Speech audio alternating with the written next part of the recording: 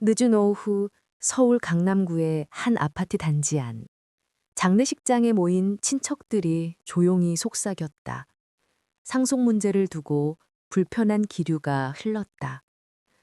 박영호는 69, 고인의 큰아들이자 집안의 기둥이었다. 그는 검은 양복에 굳은 얼굴로 조문객을 맞이했지만 속으로는 이미 재산 분할 이야기가 돌고 있음을 알고 있었다. 한쪽 구석에는 39 된 며느리 김지현이 앉아 있었다. 시댁 어른들 사이에서 차를 내리며 시선을 피했지만 장례가 끝나면 곧 갈등이 터질 것을 예감했다. 22빈 손녀 박소연은 조용히 휴대전화를 쥐고 있었다. 아버지와 어머니 그리고 고모들 사이에 오가는 대화가 점점 날카로워지는 것을 듣고 눈빛이 흔들렸다. 긴장된 공기가 차오르자 먼 친척 한 사람이 속삭였다. 낮은 목소리로 고개를 숙이며 재산이 많으면 화근이 된다더니 벌써 시작이군요. 영호는 눈을 질끈 감았다. 장례식이 끝나기도 전에 상속 이야기가 흘러나온다면 집안의 균형이 무너질 것이 뻔했다. 그는 마음속으로 결심했다. 이 싸움은 절대 피할 수 없다. 서울 강남구 장례식장 밖, 비가 부슬부슬 내리기 시작했다. 조문객들이 하나둘 떠나자 남은 가족들의 표정이 굳어졌다. 박영호는 제단 앞에 서서 마지막 향을 올렸다. 하지만 마음은 차분하지 않았다. 그의 동생 박영민, 54의 눈빛이 예사롭지 않았기 때문이다. 차가운 눈빛으로 다가오며 형, 이제는 정리해야지. 아버지 재산 공평하게 나눠야 할 거 아니오. 영호는 입술을 굳게 다물었다. 아직 제사도 끝나지 않았는데 동생이 이런 말을 꺼내다니 무례하다고 느꼈다. 그러나 이미 불씨는 켜졌다. 김지현은 멀찍이서 두 형제를 지켜보았다. 시댁 어른들 사이에서 차를 내리며 시선을 피했지만 장례가 끝나면 곧 갈등이 터질 것을 예감했다. 22인 손녀 박소연은 조용히 휴대전화를 쥐고 있었다. 아버지와 어머니 그리고 고모들 사이에 오가는 대화가 점점 날카로워지는 것을 듣고 눈빛이 흔들렸다. 눈을 내리깔고 엄마에게 속삭였다. 엄마, 우리도 저 싸움에 끼어야 해요? 그냥 모른 척하면 안 돼요? 지연은 답하지 못했다. 남편을 지키려면 나서야 한다는 생각과 괜히 나섰다가 더 큰 미움의 대상이 될까 두려운 마음이 엇갈렸다.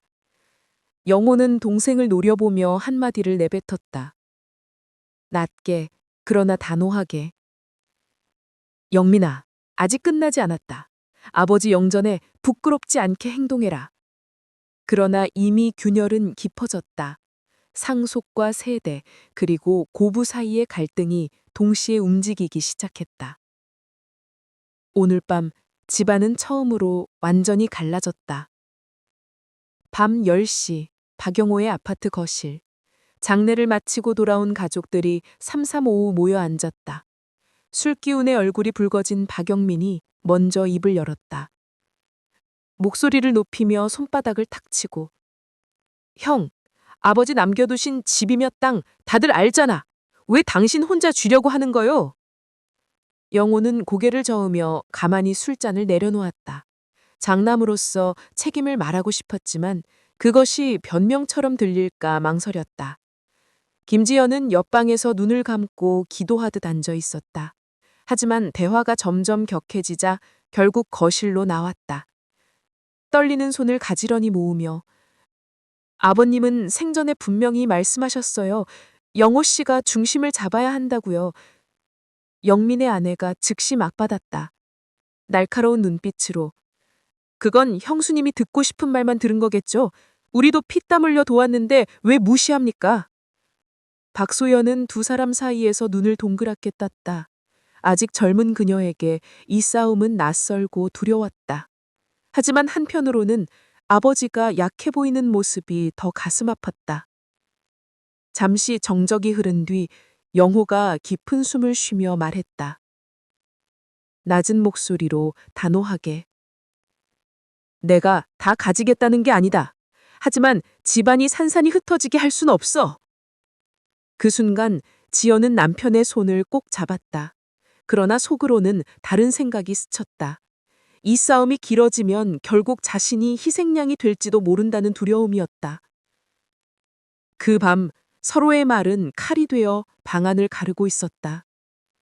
다음 날 아침 강남구 아파트 단지 안 회의실, 친척 어른들이 모여 앉았다.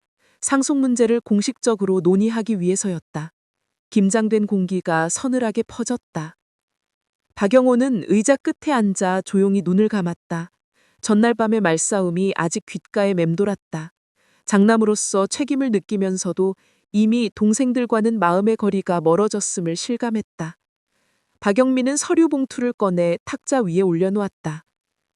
손가락으로 서류를 두드리며 아버지 통장 거래 내역 내가 다 확인했소.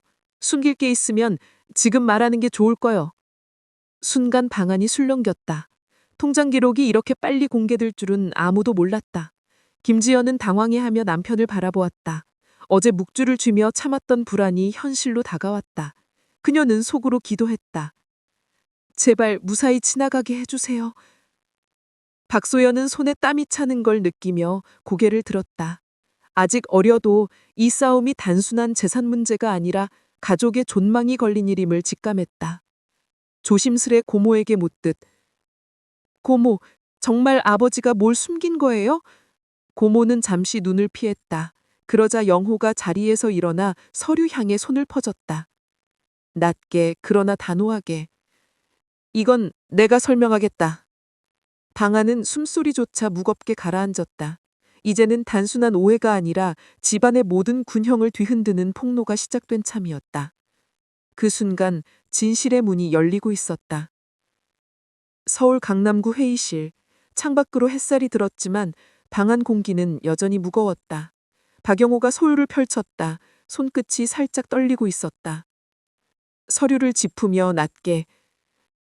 아버지는 오래전부터 땅을 나한테 맡기셨다. 관리 책임을 지라고 하셨지 내 소유로 하라고 하신 게 아니다. 박영민은 냉소를 지르며 웃었다. 팔짱을 끼고 책임이란 이름으로 마음대로 한 게 아니고 뭔가 이자며 임대료 형이 다 쓴 거 아니오? 영호는 순근 말이 막혔다. 자신이 집안 살림을 이어가기 위해 돈을 쓴 건 사실이었지만 그 정당성을 증명하기는 쉽지 않았다. 김지연은 옆에서 남편을 지켜보다가 입술을 깨물었다. 이 싸움이 길어지면 결국 고부 사이의 오랜 갈등까지 들춰질 게 뻔했다. 떨리는 목소리로 시어머니 사진을 바라보며 어머님 살아계실 때도 저를 인정하지 않으셨죠? 이제 와서 또 저를 희생양으로 삼으실 겁니까? 순간 다른 친척들이 웅성거리기 시작했다. 며느리의 목소리에 담긴 울분이 단순한 재산 문제가 아니라는 걸 모두 깨달았다. 박소연은 숨을 삼켰다. 부모와 친척들의 갈등이 걷잡을 수 없이 커져가는 광경 속에서 자신이 어떤 선택을 해야 할지 두려움에 빠졌다. 영호는 고개를 들며 마지막으로 말했다. 깊은 숨을 내쉬고 좋다. 오늘 여기서 끝까지 따져보자. 하지만 기억해라. 이 싸움이 가족을 무너뜨릴 수도 있다는 걸. 그날 회의실은 재산이 아니라 피를 나눈 관계를 가르는 재판장이었다. 며칠 뒤 강남구의 한 변호사 사무실. 영호와 영민은 양쪽의 변호사의 어른을 데리고 앉아 있었다. 창 밖으로 빗줄기가 유리창을 두드렸다.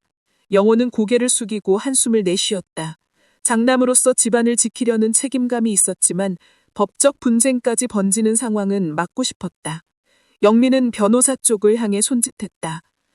의자에 등을 기대며 형 말만 믿을 수 없어. 모든 재산 목록을 공식적으로 확인해야 호. 변호사는 차분한 목소리로 설명을 시작했다. 영호가 관리해온 땅과 집, 그리고 통장 내역이 법적 절차를 거쳐 공개될 예정이라는 사실이었다. 김지연은 차가운 공기를 느끼며 손을 깍지겼다. 이제 이 싸움은 단순한 고부 갈등을 넘어서 자신과 딸 소연의 삶까지 흔들고 있었다. 주저하다가 입을 열며 재산만이 전부가 아닙니다. 이 들어가면 아이들 앞길까지 무너집니다. 그러나 영민의 아내가 즉시 쏘아붙였다. 눈매를 치켜 올리며 형수님, 그건 핑계지요. 결국 다 챙기고 싶었던 거 아닙니까?